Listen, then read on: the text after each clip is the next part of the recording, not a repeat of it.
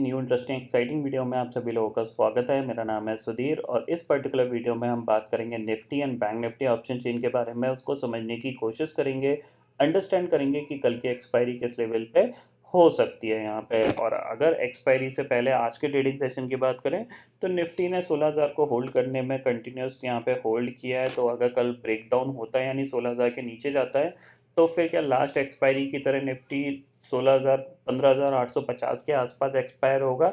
इस चीज़ को हम समझने की कोशिश करेंगे। तो जल्दी से वीडियो को स्टार्ट करते हैं ऑप्शन चेन डाटा पे और समझेंगे यहाँ पे कि कल का ट्रेडिंग सेशन कैसा रह सकता है, क्योंकि कल है एक्सपायरी का डे और मोस्ट इंपॉर्टेंट डे है क्यों मंथली एक्सपायरी है। मंथली एक्सपायरी से पहले अगर आज देखा जाए तो यहाँ पे निफ्टी ने थोड़ी सी वीकनेस दिखाई है। बैंक निफ्टी स्टिल एक कंसोलिडेशन में ही रहा है। यहाँ पे निफ्टी में मैंने आपको क्लियरली बोला था कि थोड़ा सा आप यहाँ पे 16,100 के नीचे शॉर्ट कर सकते हो। 16,000 टारगेट होगा आपके पास, यही 100 पॉइंट यहाँ पे निफ्टी में कमाने को मिलेगा। और बैंक निफ्टी में भी क्लियरली यहाँ बताया गया था कि ऊपर के लेवल पे रेजिस्टेंस है। 34,700 800 का जो जोन है वो एक रेजिस्टेंस जोन है। अगर 35,000 निकलता है तो हम बाय करेंगे, अदरवाइज़ यहाँ पे हम सेल की ही अपॉर्चुनिटी ढूंढेंगे और डे लो हमारा टारगेट होगा। तो एग्जैक्टली इसने डे लो का ही टारगेट हिट किया है। उसके बाद यहाँ पे मार्केट साइडवेज में रहा है। ठीक है, अगर हम समझने की कोशिश करें कि कल क्या हो सकता है, क्योंकि कल है एक्सपायरी का दिन और निफ्टी एग्जैक्टली 16,000 के पास जाके क्लोज हुआ है। तो कल क्या 16,000 ब्रेक हो जाएगा? कल क्या एक ट्रेंडिंग डे देखने को मिलेगा? इसको हम समझने की कोशिश करेंगे। तो सबसे पहली चीज़ आती है, देखो ट्रेंडिंग डे मिलेगा नहीं मिलेगा, सबसे पहले उसका इंडिकेशन आपको बैंक निफ्टी देगा। अगर बैंक निफ्टी में कल गिरावट आती है और बैंक निफ्टी कंटिन्यूसली लो पे लो बना रहा है या फिर इम्पॉर्टेंट लेवल 34,000 को ब्रेक कर रहा है, तो फिर आप समझ सकते हो कि कल मार्केट गिर सकता है। अगर बैंक निफ्टी में ऐसा नहीं होता है, निफ्टी के अंदर ही आपको सेलिंग देखने को मिलती है, तो फिर आपको थोड़ा सा सावधान रहना है, क्योंकि वॉलेटिलिटी फिर ज़्यादा रहेगी। क्योंकि बैंक निफ्टी अगर नहीं पार्टिसिपेट करेगा सेलिंग में तो निफ्टी सिर्फ कुछ ही ऐसे स्टॉक्स होंगे निफ्टी में जो गिरेंगे और फिर बैंक निफ्टी बार बार निफ्टी को ऊपर उछालता रहेगा। ठीक है, इतना आपको यहाँ पे समझ में आ गया होगा। अब चलते हैं ऑप्शन चेन डाटा को देखते हैं। तो सबसे पहले ऑप्शन चेन डाटा को अगर मैं एक बार रिफ्रेश करता हूँ यहाँ पे, तो आपको यहाँ पे देखने को मिलेगा जो 16,000 की कॉल है वहाँ पे 44 लाख का ओपन इंटरेस्ट खड़ा हुआ है और पुट पे करीब 70 लाख का ओपन इंटरेस्ट यहाँ पे रह गया है। अगर हम बात करें 16,100 की, तो 16,100 पे 54 लाख का ओपन इंटरेस्ट है और पुट पे करीब 25 लाख का ओपन इंटरेस्ट है। 16,200 की कॉल पे करीब 97 लाख का ओपन इंटरेस्ट खड़ा हुआ है और पुट पे कितना है 29 लाख का ओपन इंटरेस्ट। इसका मतलब क्या है? इसका मतलब क्लियर ये है कि 16,000 के नीचे अगर हम कामकाज करेंगे या फिर 15,950 के नीचे कामकाज करेंगे तो हम एक्सट्रीमली वीक हैं। ठीक है ना, क्योंकि 16,000 एक साइकोलॉजिकल लेवल है, इसके नीचे हम जाएंगे तो जाहिर सी बात है कि हमारे पास जो गिरावट है वो नीचे गहराती हुई दिखाई देगी और 15,800 हमारे पास नेक्स्ट टारगेट निकल के आता है। ठीक है, क्योंकि यही इंपॉर्टेंट एक सपोर्ट है जो कि बार बार कंटिन्यूसली निफ्टी होल्ड कर रहा है। 16,000 के अगर नीचे नहीं जाते हैं और लेट अस सपोज हम ऊपर मूव करना स्टार्ट करते हैं तो सबसे पहला रेजिस्टेंस जो होगा वो होगा 16,100। 16,100 निकलेंगे तो हम 16,200 तक की बातें करेंगे और 16,200 अगर निकल गए किसी भी रीज़न से तो फिर आपको 16,300 या फिर 16,350 भी दिखा देगा निफ्टी, क्योंकि काफ़ी शॉर्ट्स बने हुए हैं सिस्टम में और ये शॉर्ट कवरिंग मार्केट को बहुत इजीली 16,300 तक ले जा सकती है। तो आपको यही चीज़ पे ध्यान रखना है, अगर हम कल 16,000 के नीचे नहीं जाते हैं, टिके रहते हैं तो फिर एक सेकेंड हाफ में एक बाउंस बैक देखने को मिल सकता है। ठीक है, तो सबसे पहला इंडिकेशन उसका तभी आएगा जब हम 16,100 के ऊपर कामकाज करने लगेंगे। इतना आपको यहाँ पे ऑप्शन चेन डाटा में समझ में आ गया होगा। अब चलते हैं चार्ट पे और चार्ट को अंडरस्टैंड करते हैं। तो सबसे पहले निफ्टी का चार्ट देखते हैं। तो देखो सिंपल सा लॉजिक है यहाँ पे। अगर आप यहाँ पे थोड़ा सा गौर करोगे तो ये एक ट्रेंड लाइन है जिसको आप मार्क कर लीजिए। ठीक है, जिस पे ये कंटिन्यूसली रेजिस्टेंस ले रहा था। ठीक है, आज के दिन में ऑलमोस्ट इसके आसपास इसने रेजिस्टेंस लिया है।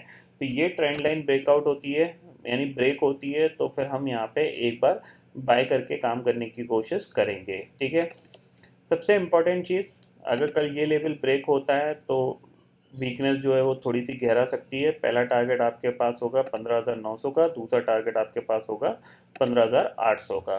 ठीक है, जैसे ये 16,100 निकालता है, उसके ऊपर सस्टेन करना स्टार्ट करता है निफ्टी, तो हम एक बार बाय करके काम कर सकते हैं। टारगेट हमारे पास जो ऊपर की तरफ बन के आ रहा है वो अराउंड 16,260 तक का निकल के आता है।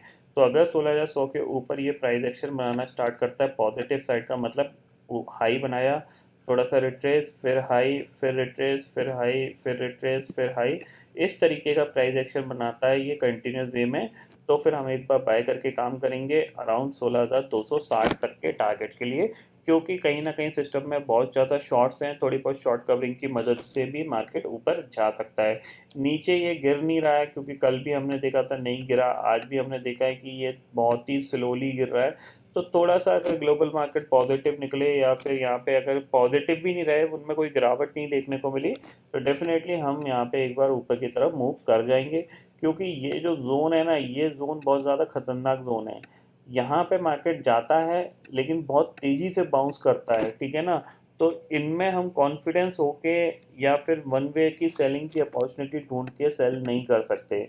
थोड़ा सा आपको प्राइस एक्शन देखना पड़ेगा, तभी आपको यहाँ पे एक अच्छा प्रॉफिट यहाँ पे मिलेगा, ठीक है। 16,000 के नीचे हम वीक हैं, 16,000 के नीचे ट्रेड करता रहता है निफ्टी और नेगेटिव प्राइस एक्शन बनाता है, यानी लो बना, फिर पुल बैक, फिर लो, फिर पुल बैक, फिर लो, फिर पुल बैक, तो जाहिर सी बात है यहाँ पे एक नेगेटिव प्राइस एक्शन बनेगा और उस केस में हम यहाँ पे सेल में बैठे रहेंगे। अगर वो कंटिन्यूसली सिर्फ साइडवेज चला जाता है तो हम यहाँ पे सेल नहीं करेंगे, ठीक है। ये समझ में आ गया। जैसे आज के दिन में क्या हुआ, लो बना, पुल बैक आया, फिर लो, फिर पुल बैक आया, फिर लो, फिर पुल बैक आया, फिर लो, ठीक है ना। ये नेगेटिव प्राइस एक्शन है पूरा पूरा। ऐसा प्राइस एक्शन बनेगा तभी हम यहाँ पे सेलिंग में बैठेंगे, अदरवाइज यहाँ पे हम थोड़ा सा कम क्वांटिटी में अवॉइड करेंगे यहाँ पे सेलिंग को, और थोड़ा सा कम क्वांटिटी में ही काम करेंगे, ठीक है। इतना समझ में आ गया। अब बात करते हैं बैंक निफ्टी की। तो बैंक निफ्टी यहाँ पे कंटिन्यूसली होल्ड करने की कोशिश कर रहा है, क्योंकि आप देख रहे हो सिर्फ कोटक महिंद्रा बैंक और एचडीएफसी बैंक, इनमें सेलिंग नहीं है। एसबीआई में थोड़ी बहुत सेलिंग देखने को मिल रही है, तो बैंक निफ्टी में कोई सेलिंग नहीं है, बैंक निफ्टी होल्ड कर रहा है, ठीक है।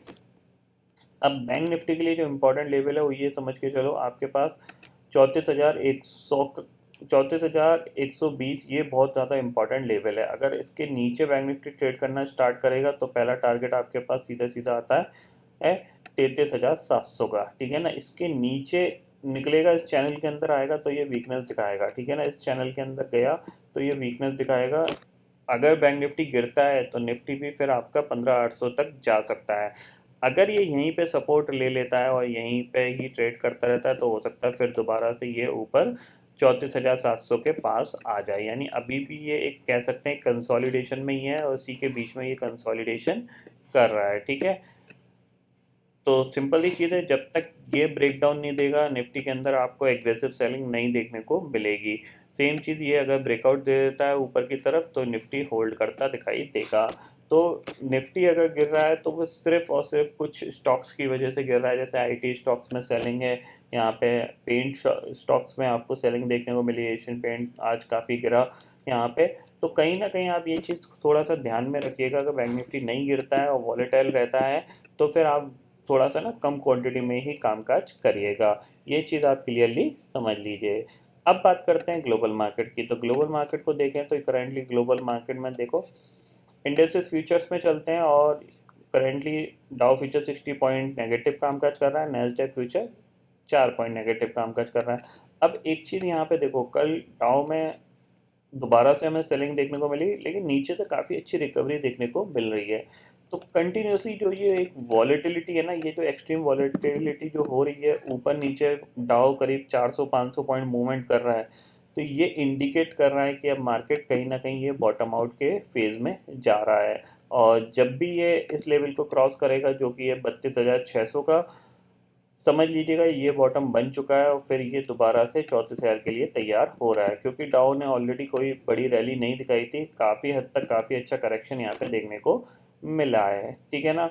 वहीं साथ ही साथ नैस्डैक में बिकॉज ऑफ कल आपको पता है यूएस के अंदर एक स्कूल के अंदर फायरिंग हुई, वहाँ पे काफ़ी बच्चे, करीब 21 बच्चों की मौत हुई, उसकी वजह से भी यहाँ पे नैस्डैक में सेलिंग देखने को मिली थी, क्योंकि बहुत से टेक्नोलॉजी स्टॉक्स पे इम्पैक्ट पड़ता है, क्योंकि वहाँ पे स्मार्ट क्लासेस वगैरह ये सारी चीज़ें चलती हैं और कहीं पे भी कोई भी इंसिडेंट हो सकता है ऐसा जिसकी वजह से भी सेलिंग देखने को मिली, बट स्टिल नीचे से ये काफ़ी हद तक काफ़ी अच्छा रिकवर हो गया था। आप देख रहे हो, ये देखो, ये गैप डाउन खुला, गैप डाउन खुलने के बाद सेलिंग आई और फिर इसने ये रिकवरी दिखाई थी। तो हो सकता है ये रिकवरी आज कंटिन्यू थोड़ी सी रहे, और अगर ये जब तक 11,500 को होल्ड कर रहा है तब तक हो सकता है कि ये वॉलेटाइल ही रहेगा।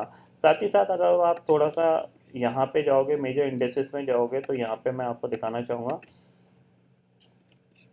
देखो, इंडिया विक्स करीब आपका 25 के आसपास ट्रेड कर रहा है और S&P विक्स करीब आपका 29 के आसपास ट्रेड कर रहा है।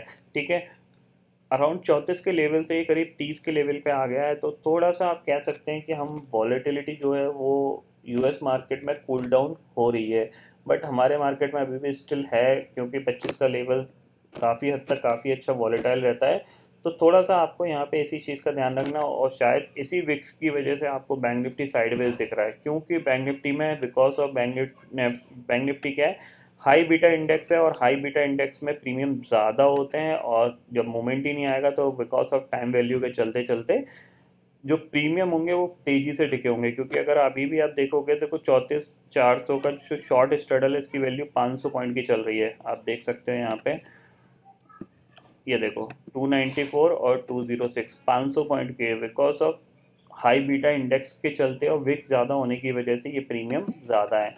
अब 500 पॉइंट, जाहिर सी बात है 34,500 टूटेगा, 33,900 तक बंदा सेफ है। ठीक है ना, 33,900 के बाद वो अपना स्टॉप लॉस लेके 100-200 पॉइंट का स्टॉप लॉस लेके कामकाज कर सकता है।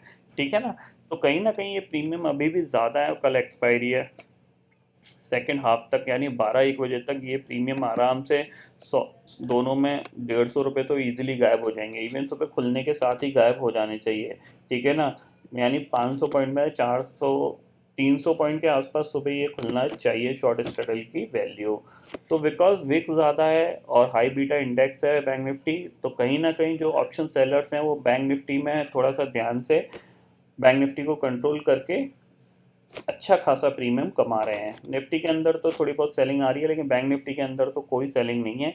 ये चीज़ आप क्लियरली समझ लीजिए। ऊपर से 100 पॉइंट नीचे आता है, नीचे से 50 पॉइंट ऊपर चला जाता है। तो ऐसे केस में आपको प्रॉफिट कमाने में बहुत ज़्यादा दिक्कत होने वाली है। अगर आप एक्सपर्ट हो तभी आपको कुछ प्रॉफिट मिलेगा, अदरवाइज आपको लॉस में ज़रूर आपकी क्लोजिंग हो जाएगी। ठीक है, तो आई होप दोस्तों ये पर्टिकुलर डाटा आपको समझ में आ गया होगा। दोस्तों फिलहाल इस वीडियो में इतना ही है। आई होप ये वीडियो आपको पसंद आएगा। वीडियो पसंद आता है तो लाइक और शेयर ज़रूर करिएगा, और चैनल को जरूर सब्सक्राइब कर लीजिए, क्योंकि मैं सुधीर लेके आता रहूँगा हर दिन आपके लिए नए नए वीडियो। इसी के साथ शुक्रिया दोस्तों, जय हिंद।